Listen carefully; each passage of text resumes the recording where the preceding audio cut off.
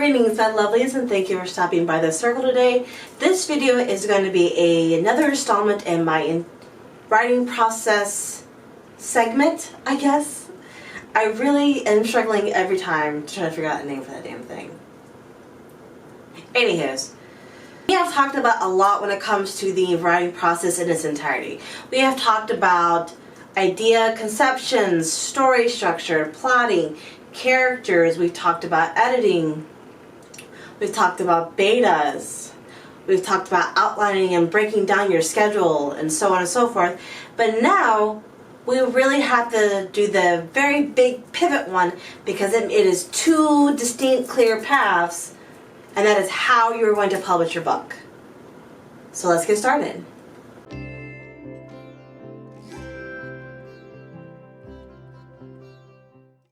So, way back in the day, like forever ago, back when I was a young little weaver, unable to finish anything but chock full and brimming of stories and other universes just waiting to spill forth into the world, there was only one way to be published, and that was the traditional route.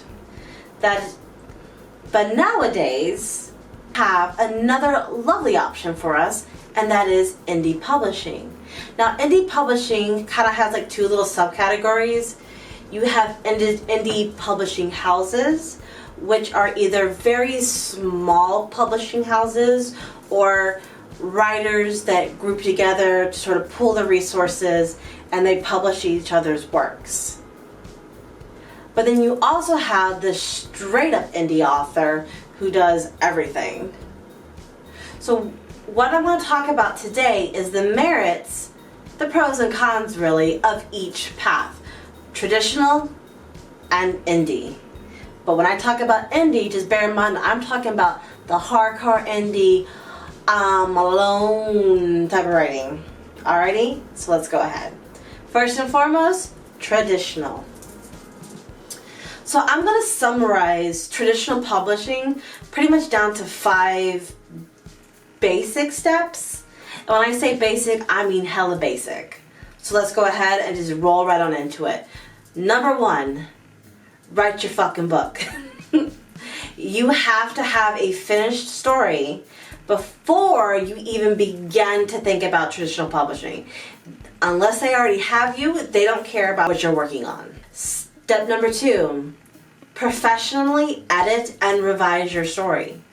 You have a greater chance of being picked up traditionally if you have a damn near perfect book, which means you have revised it to near fucking death. You have gone over it time and time again, polishing, twisting, tweaking, shining that turd until it's a diamond. Because you want them to have faith in your story, to spend the buku's amount of money that they're about to spend to get it bright, shiny, and new. Step 3, find yourself a literary agent.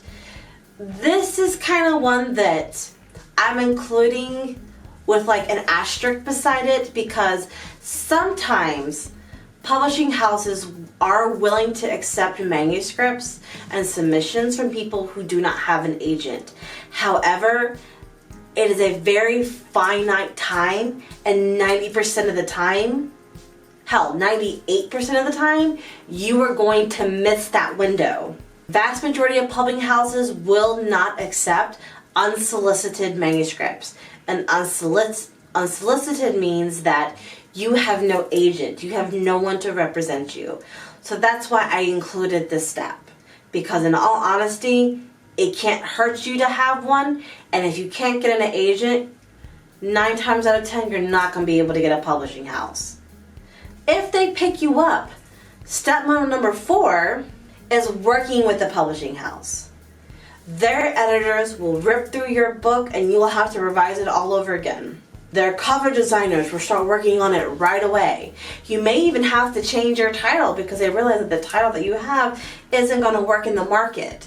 That's why you notice like a lot of themes or similar titles in the market, like A Court of Something and Something, or of a something and something, like there's an of a thing. That's just the trend in the market. So you might have to go and deal with all that.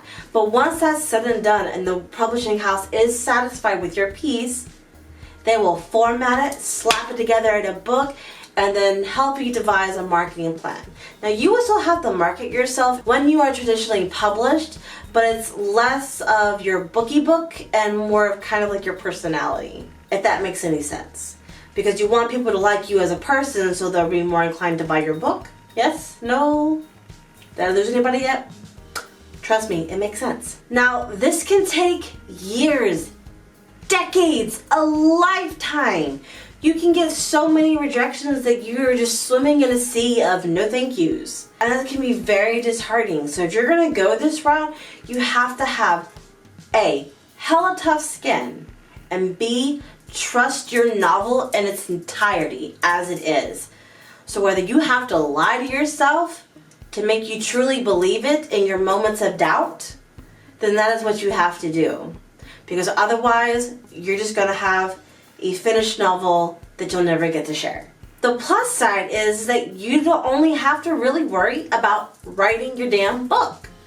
That's your first thing. If no one likes it, you can tuck that finished book aside and maybe work on something new. And you keep doing that until one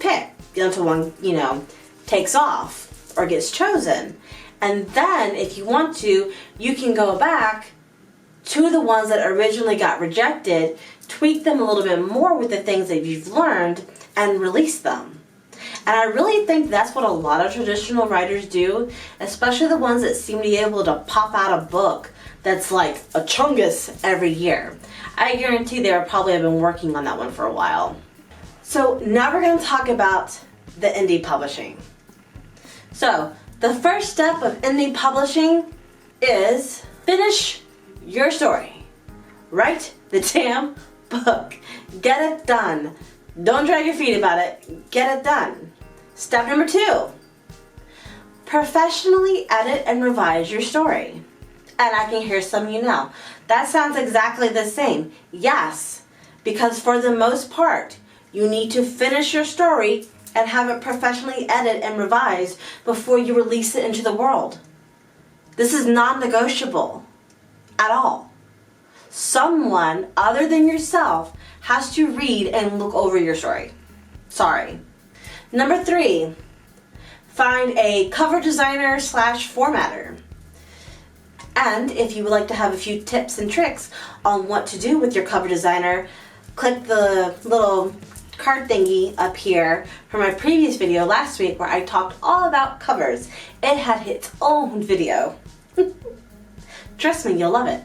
Step number 4, develop a market plan. Now, speaking from experience, I did not develop a marketing plan for my first couple of books, and my sales suffered for it. But then for my third book, I finally figured out what it is that I needed to do, and it did better. A marketing plan is just how are you going to approach getting people to want your book, letting them know that your book is available, and where is it available at. Are you going to give it out to book clubs for free reads and reviews? Are you going to give it out to your fellow booktubers and authortubers, hoping that they will share it? Are you going to do giveaways, participate in other giveaways with other writers and authors? What does your social media look like? Are you going to run any promotional deals? What is your blitz plan for the couple of weeks heading up to your release date? Are you going to do a live releasing, or are you just going to drop it out in the world and say that it's available?